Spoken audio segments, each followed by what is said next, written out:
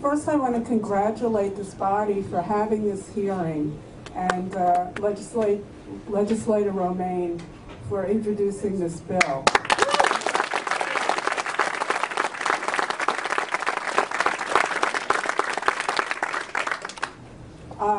Looking at Occupy Wall Street, we find that the people are finally speaking up to things that we know are wrong. We have bills in local communities to get rid of corporate personhood, because this is the only way that the people are going to have a voice, is to start at the grassroots in our towns and appeal to our local legislators to do something about terrible problems like this geoengineering. I'm a photographer and a gardener, and both avocations are suffering because of geoengineering. It used to be out here the light. The South Fork was known for its light. The beautiful, beautiful, clear light. Well, that clear light is gone. All we have is haze. We'll have a beautiful day, and the geoengineering will start. You'll see the trails in the sky, and then the afternoon looks like it does today. And Long Island is not also known for its agriculture. We're I believe, the first or second biggest agricultural county in the state. The obvious loss of sunlight is affecting the agriculture. I know in my own garden, my crops are diminishing year after year. Our health is being ruined. We don't know what's in the trails. And I appeal to our legislators to ask some questions for us. Yeah. Where are the planes coming from? Are they coming from Gabriski? Are they coming from another state? Who's ordering them? We need to know. We deserve to know. Our health and the viability of this county is at stake. And we, the people, will prevail. Yes.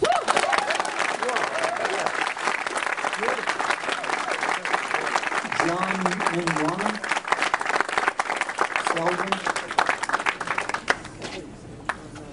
followed by John Zito. Thank you, ladies and gentlemen, and thank you, Ed Romano. You know what this woman said. This legislation is very important that has been brought forth. So please help us stop the chemical spraying and support this ban.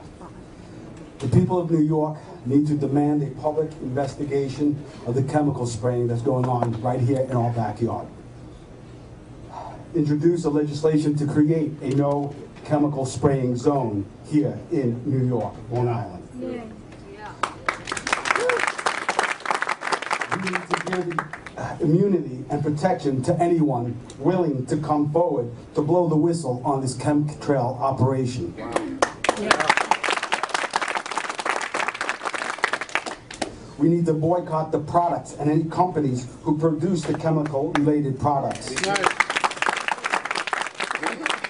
Identify those who are responsible for allowing us to be sprayed to our city, our county, our state, as well as the global level.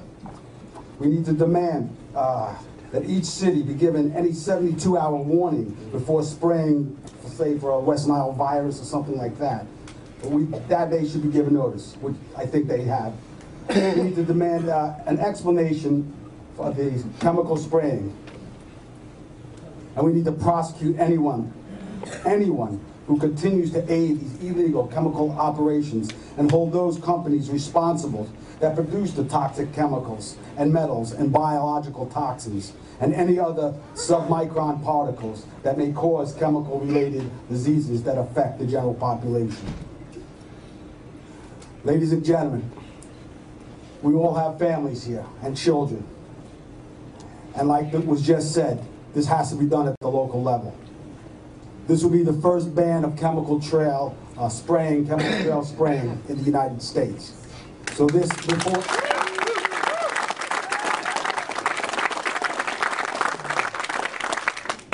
So this is essential that you act and support the band that Ed Romaine has courageously stepped forward with. So I ask you all, please, in your conscience, pray to your God or your gods and direct you and help keep us free from this tyranny. My friends, thank you for your time. Thank you. God bless.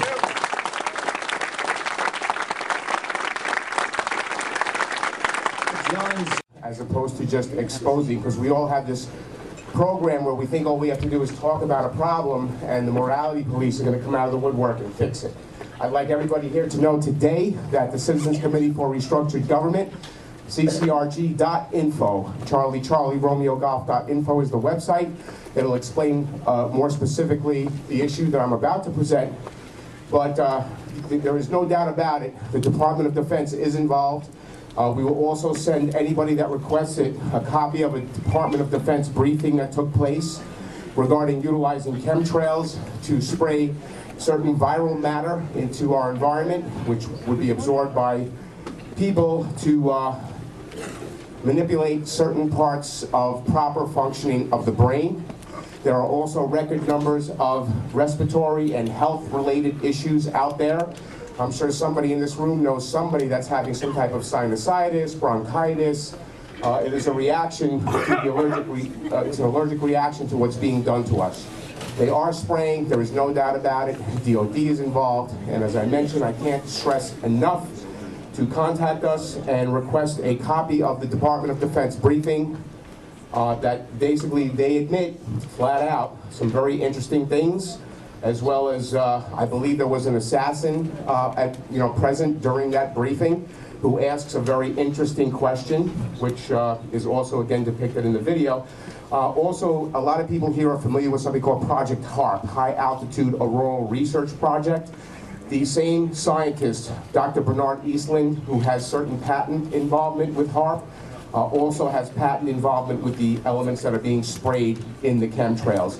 Also, my question is for people to ponder is who has the kind of power to allow jet fuel to be infused with aluminum, barium, and other toxic elements and authorized to refuel airplanes with this toxic substance and spray them systematically all over the world. The two countries that are not being hit are Sub-Saharan Africa and China. What a coincidence. Is not receiving the amount of chemtrail exposure that the rest of the world is. But is it a fact? Yes. Is it happening? Yes. Are people going to get up here today and present all this evidence and information on how it's being done and all these other things? Yes. But I want people to remember that when you want solution to not just the chemtrail issue, we have a way of taking our country off of oil. We can reverse many illnesses through techniques that are not being discussed by the AMA. If anybody here is on fluoride, please look up a case, Dr. William Marcus versus the EPA. Chief toxicologist of the EPA was fired from his job in '96, that exposing that fluoride is toxic. So if anybody wants legal proof that fluoride is toxic, there's the copy of the lawsuit, Dr. William Marcus versus the EPA. The fluoride has been approved in our drinking water and various other substances, our toothpaste. So this is one atrocity that again ties into the same entities that are not only authorizing fluoride and other chemical, biological, and electronic manipulations of our reality and health, but it's the legal documentation that backs it all up. And everybody wants proof, proof, proof. We got all the proof you can imagine. A lot of people here are going to present proof. But when you want solution, I want people to think ccrg.info. Thank you. God bless.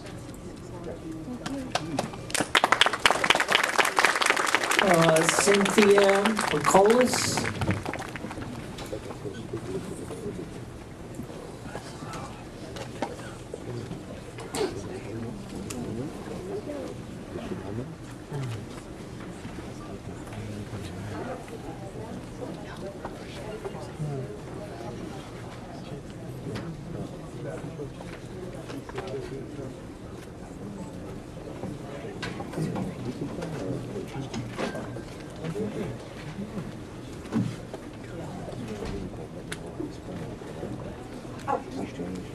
My name is Cindy Pikoulas, and I'm with Long Island Skywatch.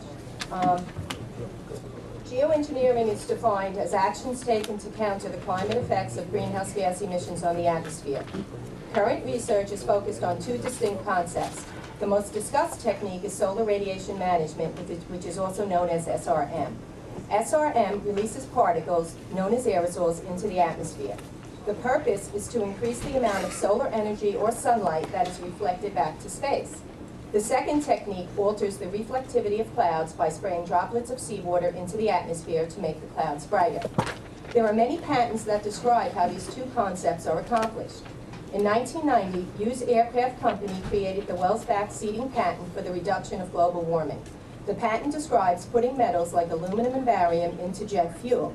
Then, water vapor from the jet engine seeds the atmosphere by creating particles that stay afloat to reflect sunlight. Geoengineering would only mask the effects of climate change. In fact, geoengineering adds a greenhouse gas more potent than CO2 to the atmosphere, water vapor. It also does nothing to decrease or prevent rising CO2 and the resulting problems such as ocean acidification. Geoengineering would also significantly increase acid rain. Acid rain leaches aluminum from soil into rivers and streams and damages fish populations by disrupting their reproductive cycle. Acid rain from sulfur, nitrogen, and aluminum greatly impacts highly sensitive forest ecosystems. It damages forests by draining nutrients from the soil, which causes altered tree growth and dieback. I would advise everyone to start looking at the trees on Long Island. They are in severe decline. A tree bark sample taken from my backyard showed high aluminum, barium, and strontium. Acid rain causes aluminum to be unnaturally released from the soil. As aluminum is the favored metal being proposed by geoengineers due to its low cost, the effects on Long Island forests, farms, and waters is insurmountable. Geoengineering, which also includes weather modification and weather mitigation programs, could decrease rainfall significantly. Decreased rainfall would have a huge agricultural impact on Long Island's farming community, trees, water supplies, and citizens. Geoengineering could also increase rain or snow in one area to the detriment of another. It would reduce the total amount of direct sunlight reaching Earth's surface. All plants, agricultural crops, and trees require direct sunlight for photosynthesis, let alone humans. The decrease in sunlight over the oceans could affect precipitation patterns, leading to crazy weather.